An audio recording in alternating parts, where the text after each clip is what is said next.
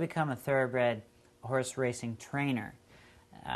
This is a pretty deep subject, and I'll try to answer this as clearly and as quickly as possible. But this is even more in depth than if you wanted to be a jockey, because if you want to become a jockey or a horse rider, you basically just have to learn the skills. Well, a trainer not only has to learn the skills of training a racehorse, but they also have to learn the rules and regulations that go with training that horse and the responsibilities of running a crew of stable hands, knowing all the rules and regulations for their crew and stable hands. And then they also need to know the rules and regulations of the entries, everything that has to do with the racing office, making their horses prepared and eligible for certain races and pointing their horses towards those races. So it becomes a very complicated thing. And then besides that, they also have to have a strong relationship with their blacksmith and their veterinarian that they're going to deal with. That is going to be a very big part of their operation.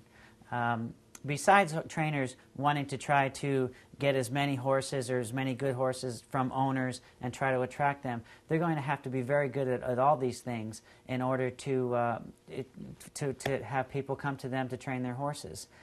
There's also medication rules, that there are some things that are forbidden, that you need to know all these rules and regulations with that, of course. But there are some things that are permittable in horse racing that are to help horses with inflammation and maybe fevers, anything that, of course, we all know that the horses have different issues, just like children do. But there's a very strict policy, there's very regulated rules, and the trainer needs to know all these things, which is way before that even comes down to training the racehorse. With training the racehorse, that also takes a lot of experience, knowing every horse is an individual, knowing what's the best application to train that horse to get them to the race in the best possible shape and condition they can be. So as you can see, training a racehorse is very involved, takes a lot of experience to get to that level to even pass a trainer's test. The trainer's test is pretty in-depth.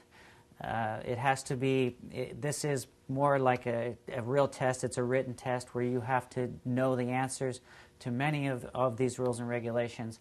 So it's a pretty involved thing, getting a trainer's test, and I admire anyone that's able to do that.